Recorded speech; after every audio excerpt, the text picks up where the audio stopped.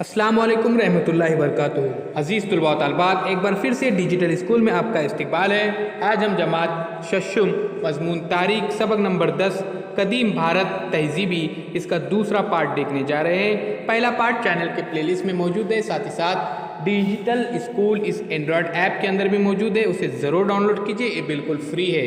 इसमें तमाम मज़ामीन के वीडियोज़ अपलोड किए गए हैं। तो आइए बच्चों, सबसे पहले हम अवामी ज़िंदगी के बारे में मुताला करते हैं। कदीम भारत के अदब से उस वक्त की अवामी ज़िंदगी की मालूमात हासिल होती है। कदीम भारत में अंदरून मुल्क और दूर दराज के ममालिक से होने वाली तिजारत की वजह से खुशहाली का दौरा था। क्योंकि अज़ीज़ तलबा व तालिबात, ये वो दौर था जब हिंदुस्तान की अशिया की बैरूनी ममालिक में ज़बरदस्त मांग थी। समाज मुख्तलिफ़ ज़ातों में बटा हुआ था। मुख्तलिफ़ कारीगरों और ताजरों की तंजीमें यानी यूनियनें थी। इन्हें श्रेणी कहा जाता था। तो बहरी और खुश्की के रास्ते तिजारत से हुआ करते थे। तो प्यारे बच्चों देखिए, बहरी और खुश्की के रास्ते तिजारत हुआ करती थी उस ज़माने में। और जो कारीगर और ताजिरों की जो तंजीमें थी, इन्हें श्रेणी कहा जाता था। तो भारत की अशिया जैसे मलमल का कपड़ा, उसके बाद हाथी दांत, कीमती हीरे, मसाले, उम्दा बनावट के मिट्टी के बर्तन वगैरह की गैर ममालिक में ज़बरदस्त मांग थी।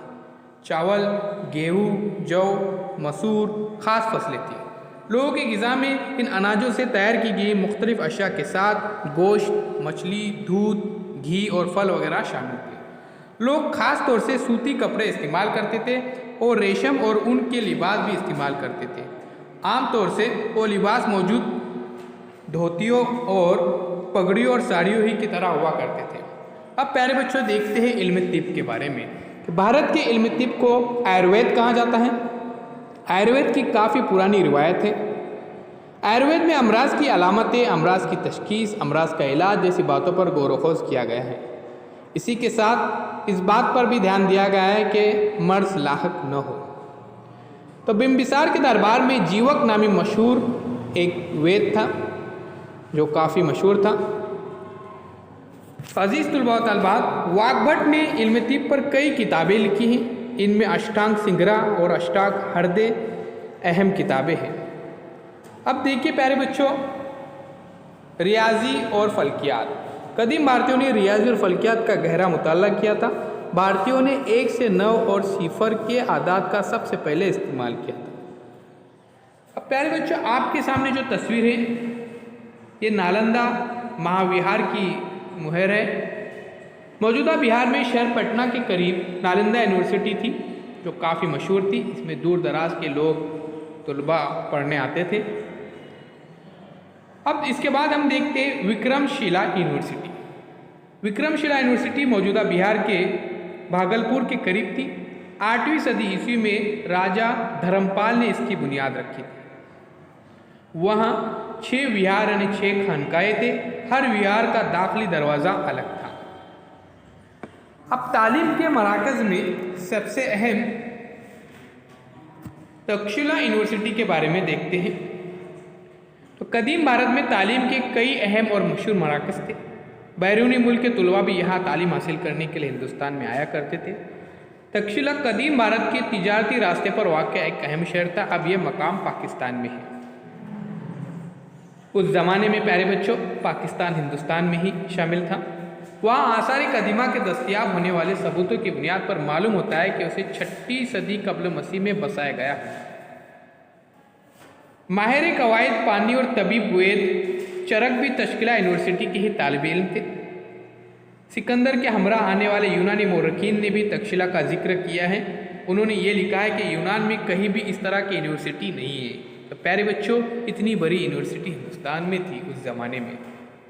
ये हम बात कर रहे हैं 8वीं सदी ईस्वी की। अभी प्यारे बच्चों, जो आपके सामने जो तस्वीर है, ये सांची का स्तूप है, यानी फ़न तामीर और फ़न लतीफ़ा। इसमें भी हिंदुस्तानियों ने काफ़ी महारत हासिल किए थे। मौर्य और गुप्त के दौर में भारतीय फ़न तामीर की बड़ी तरक्की हुई थी। सम्राट अशोक की जगह जगह तामीर करवाए हुए पत्थर के स्तून भारतीय संग तराशी के उम्दा नमूने हैं। सांची के स्तूप और कार्ले, नासिक, अजंता, विरोल, जो एलोरा है कि गारों में वही रिवायत ज़्यादा से ज़्यादा तरक्की करती चली गई। गुप्त दौर में भारतीय मुजस्समा साजी के फ़न को तरक्की हासिल हुई।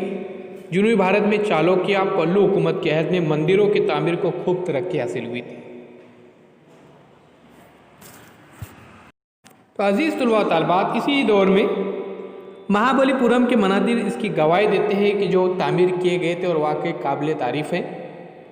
पल्लू दौर-ए-वक़्त में देवी देवताओं की कांसे की मूर्तियां बनाने का आगाज़ हुआ था और दिल्ली के करीब महरौली में गुप्तदौर का लोहे का सतून देखकर कदीम भारत में धात काम के इल्म में भी तरक्की का अंदाज़ा होता है। तो प्यारे बच्चों, आपके सामने जो नटराज की कांसे की मूर्ति है इसे ज़रूर देखिए। साथ ही साथ महरौली के मुकाम पर जो लोहे का सतून है ये भी आपके सामने नज़र आ रहा है। तो ये तमाम मूर्तियाँ और लोहे का सतून फ़न तामीर और फ़नून लतीफ़ा का मुजस्सम नमूना है। तो उम्मीद करता हूँ प्यारे बच्चों ये वीडियो आपको पसंद आएगा। इस वीडियो में हमने कदीम भारत की तहज़ीबी खुसूसियात के बारे में मालूमात हासिल की है, जिसमें ज़बान व अदब। सबसे पहले हमने संगम अदब के बारे में देखे कि संगम यानी आलिम व फाजिल अदीबों का इजलास, यानी इस इजलास में इकट्ठा होने वाले अदब को संगम अदब कहा जाता है। तो डिजिटल स्कूल के साथ जुड़े रहिए, चैनल को सब्सक्राइब कीजिए, साथ ही साथ बेल आइकॉन के बटन को प्रेस कीजिए। डिजिटल स्कूल इस एंड्रॉयड ऐप को आप ज़रूर डाउनलोड कीजिए, इसमें तमाम मज़ामीन के वीडियोज़ अपलोड किए गए हैं। तो अल्लाह हाफिज़।